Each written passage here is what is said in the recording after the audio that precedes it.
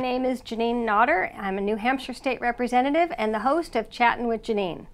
My guest this week is Mr. Kevin Williams, who's a retired deportation officer, part of ICE, or the Interior Enforcement. So welcome, Kevin. Thank you.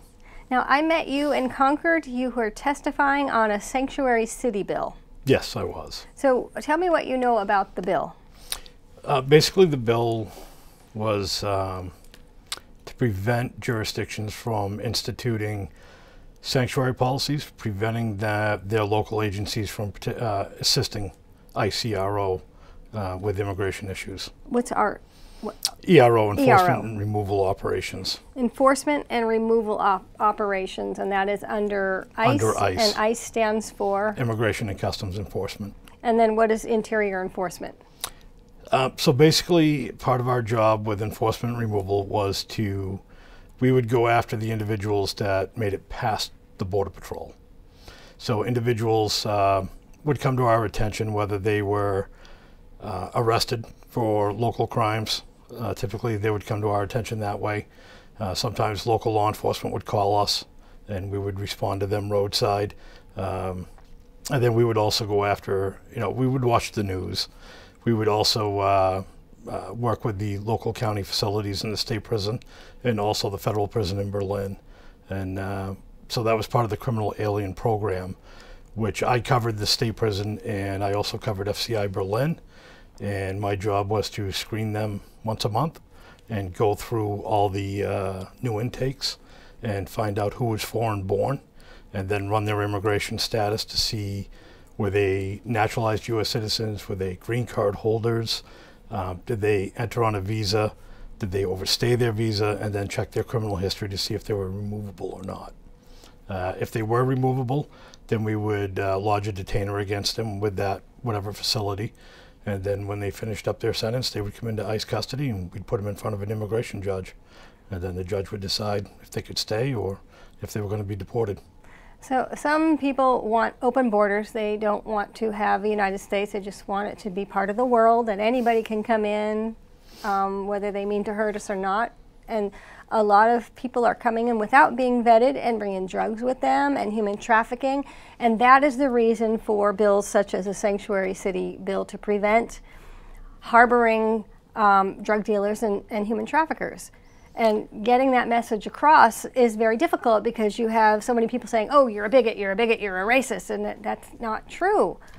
So I wasn't at the hearing when you testified, so I don't know what you said. Could you share that with me? Well, one of the questions that was asked by Senator Abbas, he had asked several people, if an immigration detainer was lodged, would that allow a local law enforcement officer to go out, find that individual, and arrest them?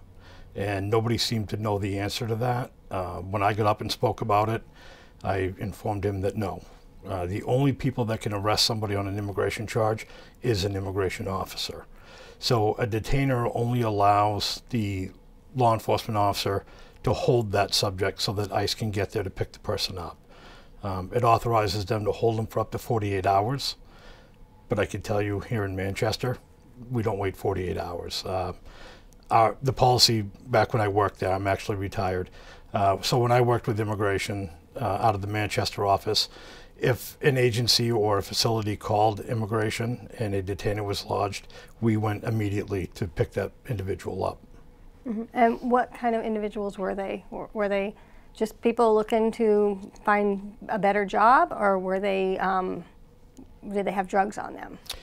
It was a huge mix. I spent a lot of time going to Department of Motor Vehicle offices where the state police would contact us because they would interview somebody who ended up having fraudulent documents, and they were trying to obtain a New Hampshire driver's license illegally. And then they can vote.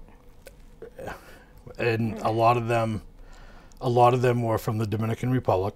They were all claiming to be U.S. citizens born in Puerto Rico, and I would say at least 90 to 95% of them had prior drug convictions, whether it was in New Hampshire or down in Massachusetts. We would get a lot of people from Mass who got busted down in Mass and weren't allowed to get licenses anymore, because unlike New Hampshire, the Mass DMV actually uses facial recognition. So so there's a selling point for facial recognition. Wow. that's a huge selling point for facial recognition. Having facial recognition at the DMV here would prevent people from obtaining multiple licenses using multiple aliases, which happens a lot here in New Hampshire. Luckily, the DMV employees are pretty good at finding fraudulent documents. They contact the guys out of Troop G. Troop G goes down to investigate, and if it was needed, they would give us a call and we'd respond. One of the good things about, well, one of the great tools that we had was we were able to run fingerprints roadside. So we had a little portable scanner. We could run their fingerprints, talk to our phone through Bluetooth, scan the prints, and it would run the fingerprints through both the FBI and through DHS. What's DHS, Department of of Homeland Homeland Security. And then can you tell me again what ERO stands for? Enforcement and Removal Operations. And removal, okay. I'll figure that out. We had a discussion in my office after that Sanctuary City bill, and you were talking about people who they alter their fingerprints. How do they do that? Acid? Some people would just cut them. Just cut off their. Ow! There was a doctor. I think it was in Woburn, out in the Woburn area. It was investigated, and that individual was taken into custody. He was knowingly and willingly altering fingerprints illegally. I've seen guys that they would cut their fingerprints. I've seen some that were burned with acid. Just the whole gamut. Mm-hmm. And another thing that we talked about was, it sounds like a myth. I've heard that there were illegals being flown into New Hampshire and all over the country, and some landing in Manchester even. I can't attest to anybody being flown into New Hampshire, but in August of 21, I was sent down to San Antonio, Texas on a 45-day detail, and part of my responsibility was I was what they call a flight officer in charge. So I was working for ICE Air Operations, and we would travel all over the country, picking up aliens and dropping them off at other cities. Sometimes we were doing deports, and we were flying them. Once a week I would do a flight to Mexico City, and I had one individual that every week he would see me on the plane and say hi to me.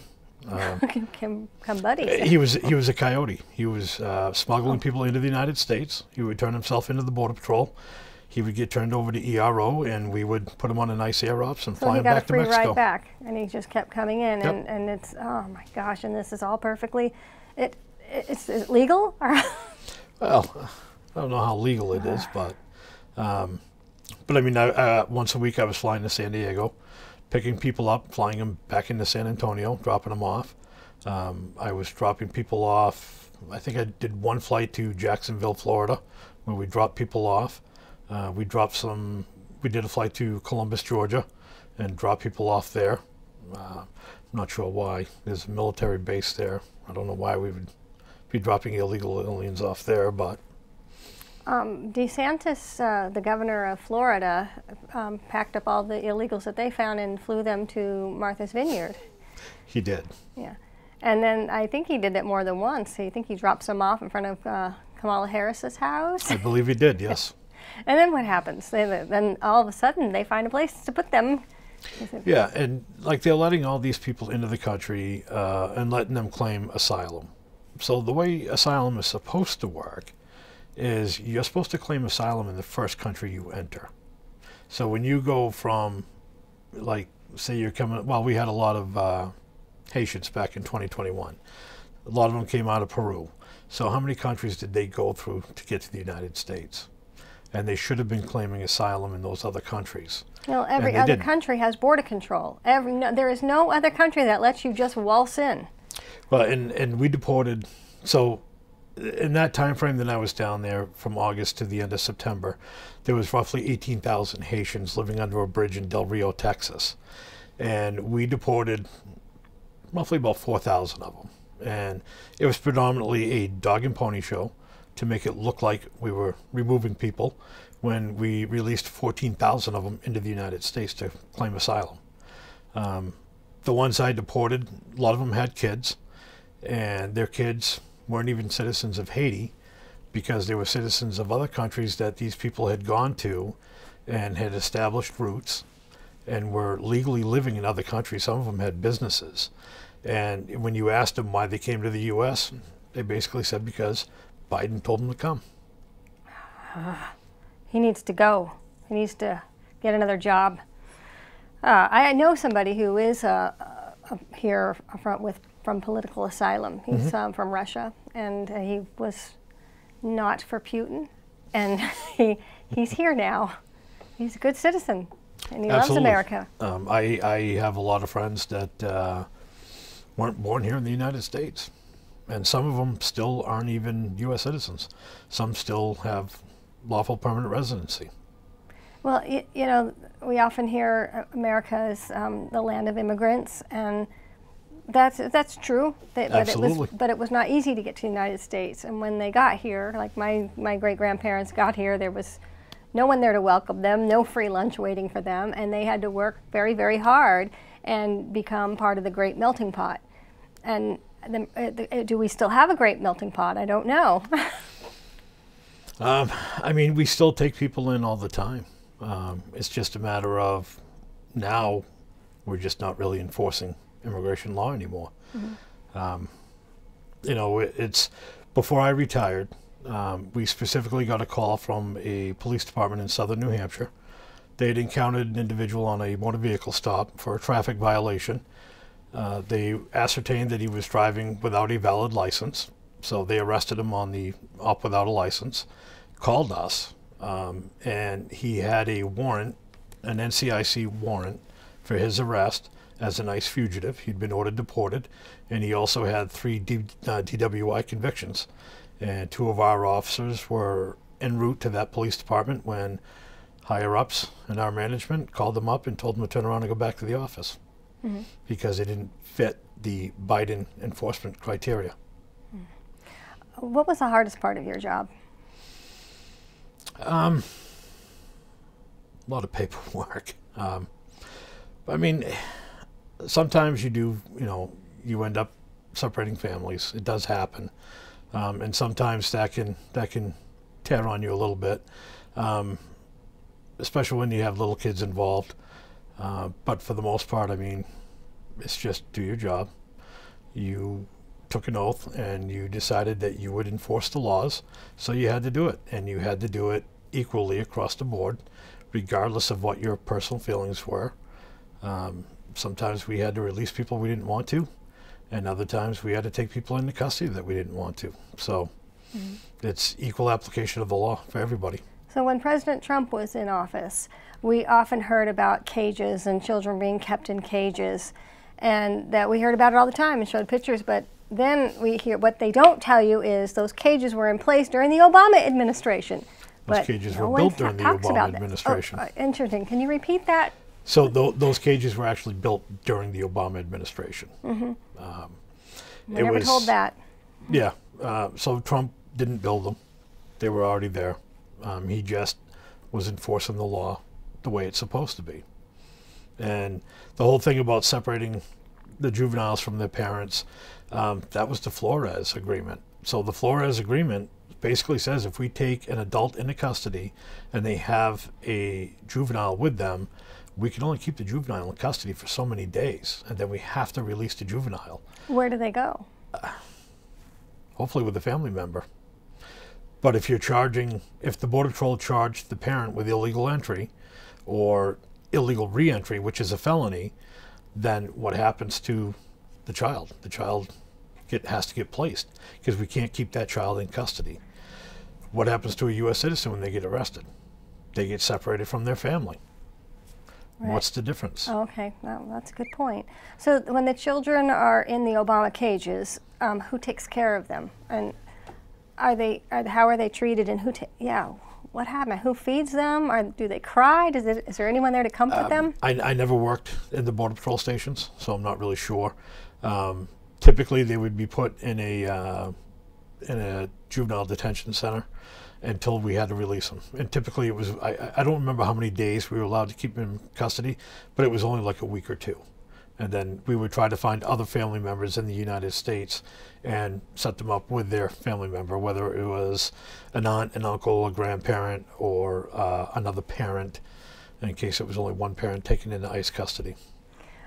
Can you tell me more about the coyotes and the human trafficking? As I hear a lot of horror stories about a lot of rapes going on and murders. And oh yes, the sheriff, I can't think of his name, but I met a sheriff.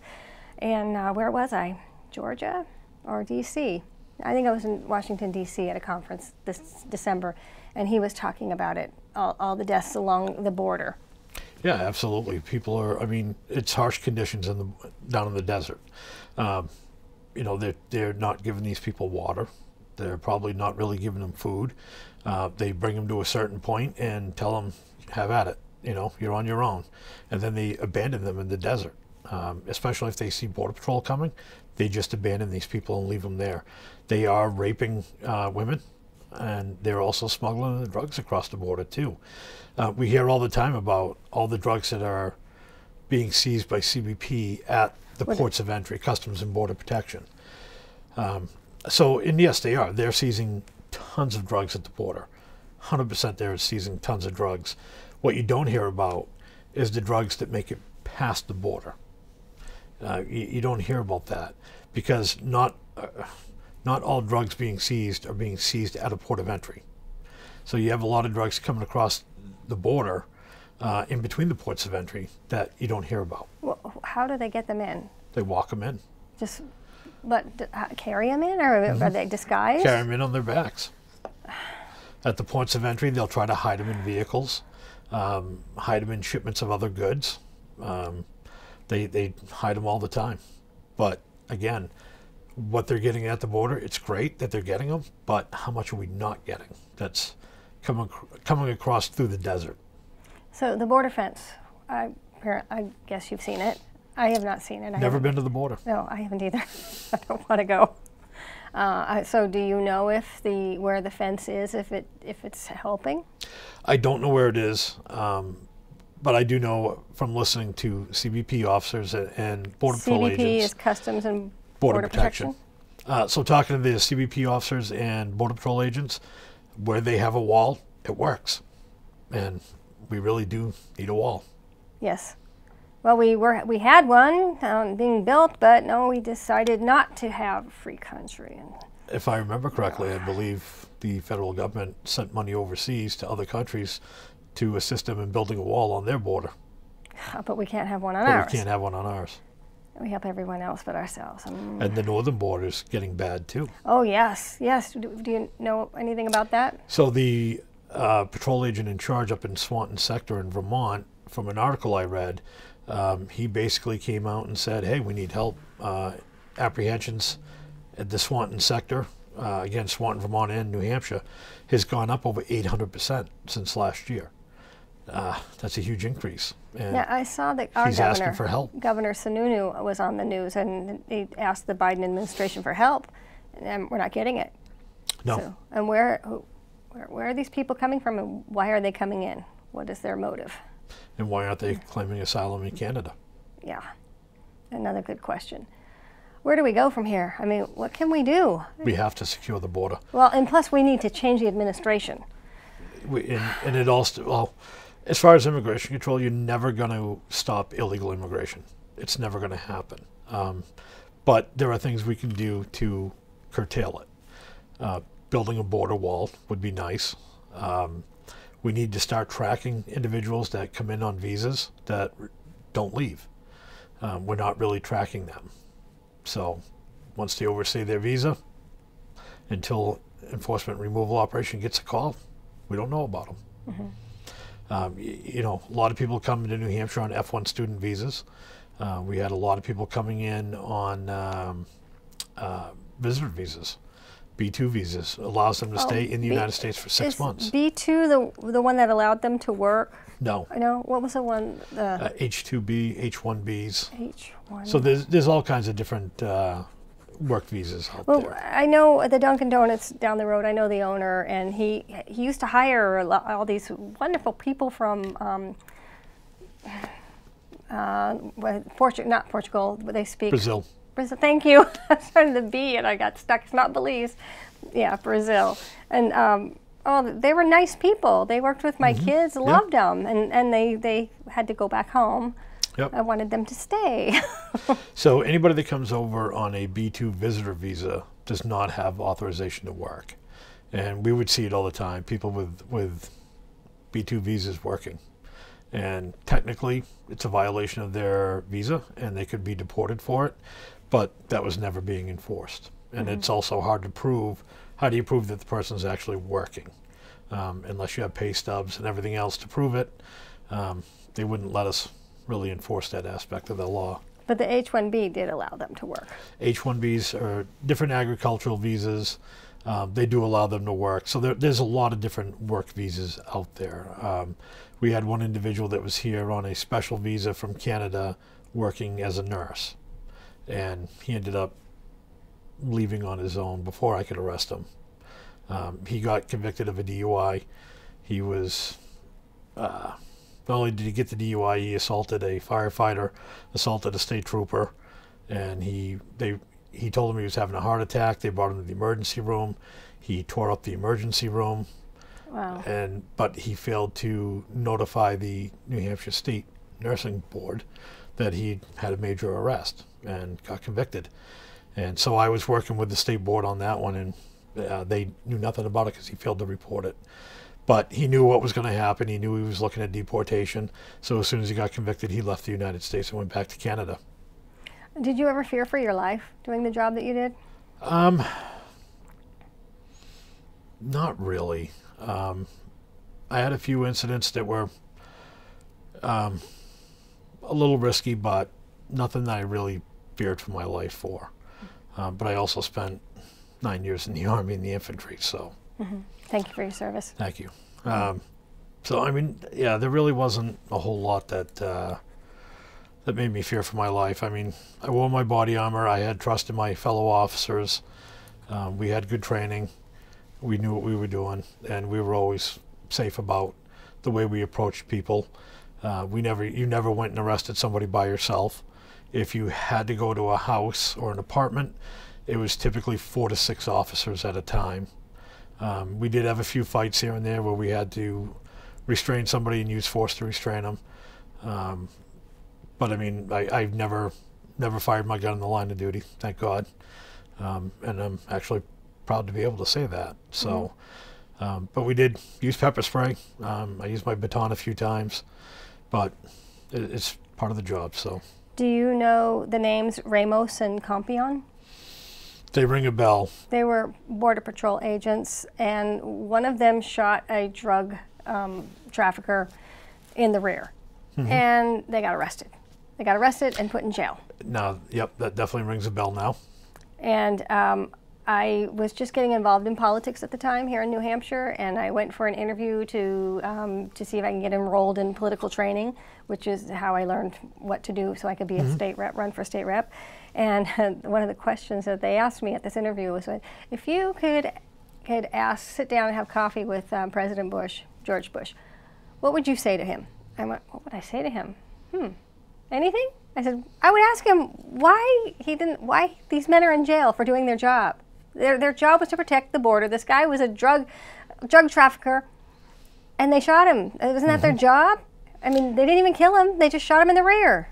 But I mean, and I believe that there was also the individual that was shot, I believe, had a firearm too. Oh, so there's more. And when this story was all over the national news and in the jail, I don't remember now if it was Ramos or Compion, but the other inmates saw it and almost beat him to death. And I did write to one of them, and I got a response. But yeah, it's law enforcement officers that are in prison are frowned upon and should probably be in protective custody. Like even doing the job here in New Hampshire, myself and 2 of my former co-workers, they've also retired since this incident. But based on a news article that was published by NPR, which talked about how the local Manchester Immigration Office made about 30 arrests over a 2 to 3 month period at the Nashua District Court. And they were very, very good in the article, specifically talking about these individuals were arrested due to arraignments for criminal charges. There was no allegations made in the article. However, a lawyer who worked for the Department of Homeland Security, Civil Rights and Civil Liberties, read the article and started an investigation against us for possible ethnic discrimination. Mm-hmm. So we have a little less than 3 minutes left in the show. I'm not really sure how to wrap up this show because, you know, there's no website I can send people to, but I think it's important to talk about. There is, actually. Oh, there is? Oh. If somebody wants to look at the statistics and look at how many people have been arrested and removed under different administrations and during different fiscal years, they can actually just go to Google and type in Immigration and Customs Enforcement removal statistics, fiscal year, and whatever year they want to look up. Mm-hmm. And it should bring them to the ICE website where they post the amount of people arrested each year and the amount of removals each year. And you will find a significant decrease between the Trump administration and the current administration. Mm-hmm. I think if they take nothing else, I think it's important that people know and realize that those cages were built by the Obama administration, not the Trump administration. Absolutely. So if you want to be mad at somebody, be mad at Obama. And well, and one of the things I used to hear under Obama was he was the deportation commander-in-chief. He was, as far as I could tell, it looked like he was counting voluntary returns at the border. So if Border Patrol catches somebody at the border and they give them a voluntary return back to Mexico, it's not counted as a deportation. But yet, they were counting that towards deportation statistics. Oh, that's interesting. Well, border security, I'm for it. I'm all for it. And I want to thank you for your time. Thanks for coming to Merrimack to chat with me. My and pleasure. If you don't mind, I would like to put this show on YouTube as well. Sure. Thank you. And thank you for watching.